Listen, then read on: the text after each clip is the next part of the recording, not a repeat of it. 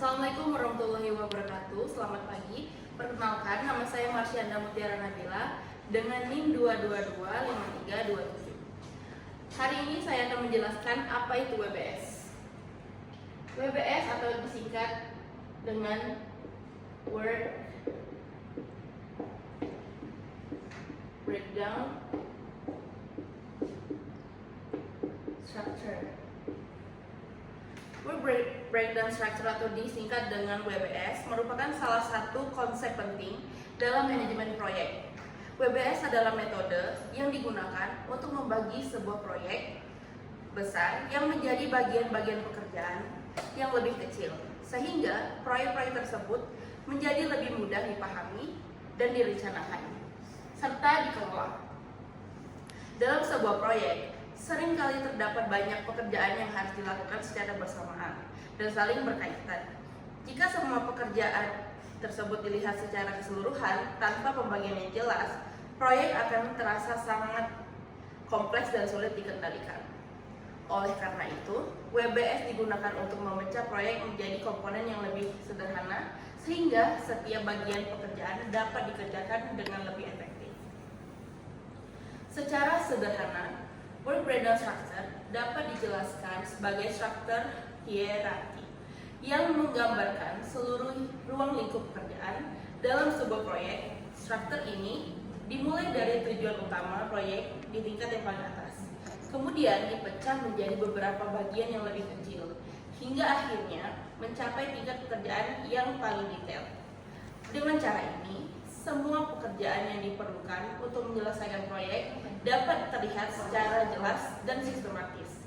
WBS biasanya disusun dalam bentuk diagram pohon atau datar bertingkat yang menunjukkan hubungan pekerjaan utama dan sub pekerjaan yang ada di dalamnya. Salah satu hal penting dalam WBS adalah fokus pada hasil untuk deliverable dari proyek.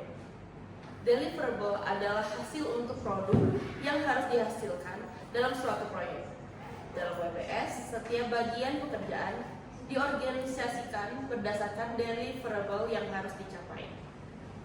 Dalam proyek pembuatan, deliverable dapat berupa ringkasan penelitian, penulisan naskah, atau revisi.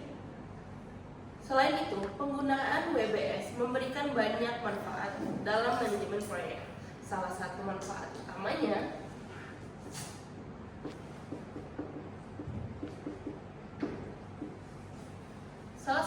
utamanya adalah membantu tim proyek yang memahami seluruh lingkup pekerjaan sejak awal. Dengan adanya pembagian pekerjaan yang jelas, tim proyek dapat mengetahui dengan tepat apa saja yang harus dilakukan untuk mencapai tujuan proyek. Hal ini juga membantu mencegah terjadinya pekerjaan yang terlewat atau tidak teridentifikasi dalam pekerjaan proyek. Manfaat lain dari WBS adalah membantu proses perencanaan waktu dan biaya proyek. Setelah semuanya, pekerjaan dalam proyek diuraikan dalam WBS. Tim proyek dapat menggunakan aktivitas yang diperlukan untuk menyelesaikan setiap bagian pekerjaan tersebut.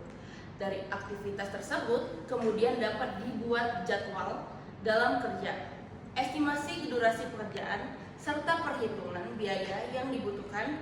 Dengan demikian, WBS menjadi dasar penting dalam penyusunan jadwal proyek dan anggaran biaya proyek. Selain itu, WBS juga membantu dalam proses pengawasan dan pengendalian proyek. Manajer proyek dapat membantu perkembangan setiap bagian pekerjaan secara lebih mudah.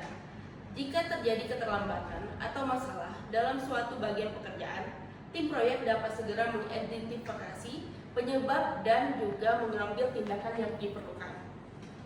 Hal ini penting agar proyek dapat tetap berjalan sesuai dengan rencana yang telah diterapkan.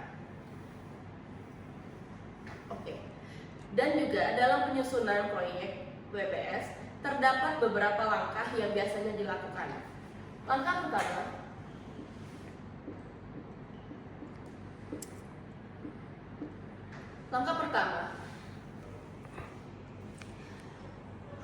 langkah pertama adalah menentukan tujuan proyek.